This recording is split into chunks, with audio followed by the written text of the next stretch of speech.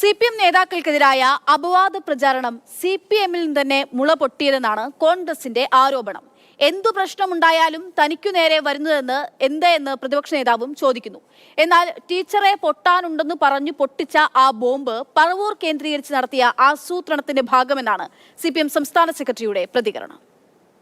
ഇതെങ്ങനെയാണ് ഈ വാർത്ത പുറത്തുപോയതെന്ന് CPM അന്വേഷിക്കുന്നതായിരിക്കും നല്ലത്. ഏത് യൂട്യൂബ് ചാനലിലാണ് ആദ്യം വന്നത്? നിങ്ങൾ അന്വേഷിക്കും.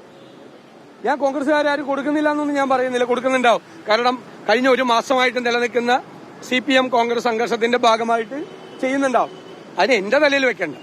ആര് എന്റെ വീട്ടിലേക്ക് കാളയായിട്ട് പ്രകടനം, എന്റെ വീട്ടിലേക്ക് കോഴിയായിട്ട് പ്രകടനം, ഇത് ഞാനും ചെയ്തിട്ടാ? ഞാനാണ് കേസിലെ പ്രതി. ഒരു വലിയ ബോംബ് വരാൻ പോകുന്നു എന്ന് അദ്ദേഹം ഗൾഫിൽ നിന്നാണ് പറഞ്ഞത്.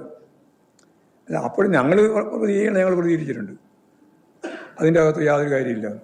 അപ്പോൾ അവരെല്ലാം കരുതി വെച്ച ബോംബ് ഇമാതിരി ബോംബാണെന്നുള്ള ജീർണമായ സാഹചര്യത്തെ പറ്റിയാണ് ഞാൻ പറഞ്ഞത്. പക്ഷേ പറവൂർ കേന്ദ്രീകരിച്ചുകൊണ്ടാണ് ഈ അരങ്ങേറ്റം എന്ന് പറഞ്ഞാൽ പ്രതിപക്ഷ നേതാവിൻ്റെ അറിവില്ലാതെ കോൺഗ്രസ് സൈബർ വിഭാഗം ഇത്തരം ഒരു നിലപാട് സ്വീകരിക്കുമെന്ന് നിങ്ങൾ ആരെങ്കിലും കരുതുന്നുണ്ടോ?